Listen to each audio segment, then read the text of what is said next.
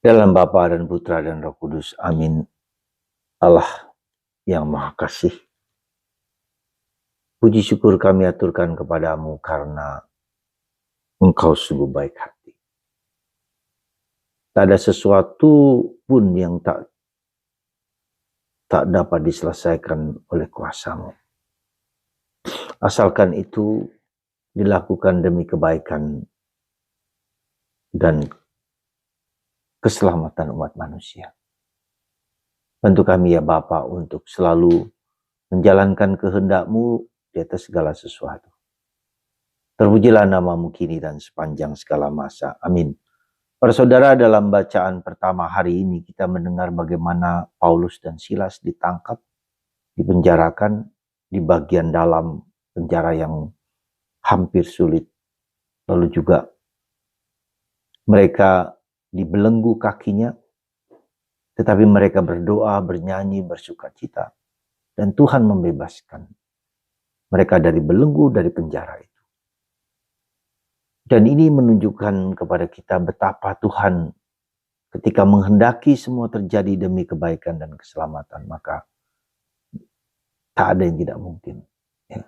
Tak ada yang tidak mungkin. Ini yang menjadi sesuatu yang saya kira dan saya duga dan saya pikir bahwa ketika kita melakukan sesuatu untuk kebaikan sesama, untuk karya Tuhan, maka itu akan terjadi dan akan terjadi. Ya. Maka mari saudaraku terkasih, kita memiliki keyakinan yang teguh untuk menjalankan kehendak Tuhan di atas segala sesuatu.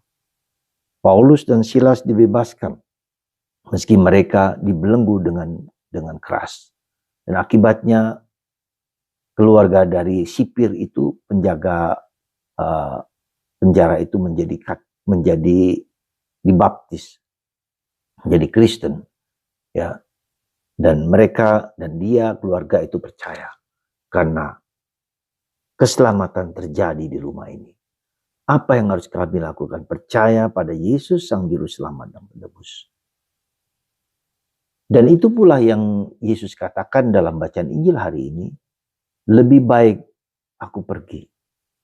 Ya, lebih baik aku pergi supaya roh yang dari Bapa itu sampai kepadamu. Sekali lagi, lebih baik aku pergi supaya keselamatan itu terjadi. Itu pula saudaraku terkasih, kita belajar untuk apa? Belajar untuk mempersembahkan hidup kita kepada Tuhan. Dan ketika kita mempersembahkan hidup kita pada Tuhan, tak ada yang tidak mungkin, Tuhan akan melakukan yang terbaik untuk kita. Dan lebih baik kadangkala kita harus berpisah, kita harus terjadi sesuatu konflik, mungkin konflik itu menjadi sarana. Bukan konflik yang penting, tapi konflik itu menjadi sarana supaya kita menjadi dewasa. Kita harus belajar keluar dari comfort zone, zona nyaman kita, ya. Seperti kata Yesus, lebih baik aku pergi. Supaya Roh Kudus, Roh Penghibur, Roh Penolong datang dan supaya kita menjadi dewasa. Ketika seorang anak ya hanya berada dalam lingkungan rumahnya di mana disayang oleh ibu dan bapak, maka dia tidak akan berkembang. Tapi ketika dia keluar dari dirinya sendiri, keluar dari zona nyamannya ini, maka dia akan tumbuh berkembang menjadi besar. Ya, maka berani kita keluar dari zona nyaman, keluar dari comfort zone, supaya kemudian kita menjadi mandiri, menjadi kuat, menjadi tangguh, menjadi manusia tough, ya, menjadi kuat. Karena kita keluar dari diri kita sini melawan tantangan-tantangan yang ada di sekitar kita. Semoga kita semua hari ini berani menghadapi tantangan demi Kristus, demi kebaikan. Ketika kita melakukan sesuatu demi kebaikan dan penuh keyakinan, maka Tuhan tidak akan tinggal diam. Sekali lagi, Tuhan tidak akan tinggal diam.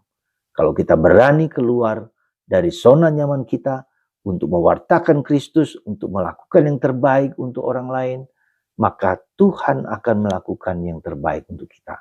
Dan Tuhan akan mendampingi kita. Tuhan akan Immanuel, Tuhan beserta kita ketika kita melakukan yang baik. Sekali lagi, kalau kita melakukan yang baik, kalau kita melakukan yang benar, kalau kita melakukan demi Allah, maka tidak mungkin pasti Tuhan akan memberikan yang terbaik. Memberikan mendamping kita, menjaga kita, memelihara kita menjadi pribadi yang tangguh kuat. Tuhan memberkati Anda semua hari ini dan saat ini supaya tetap menjalankan tugas dengan baik. Sekali lagi, demi Tuhan, demi Kristus, carilah dulu kerajaan Allah, maka segala sesuatu akan diberikan kepadamu. Carilah kerajaan Allah. Bekerjalah untuk Tuhan. Dan Tuhan tidak membantu, menyelamatkan, menebus kita semua.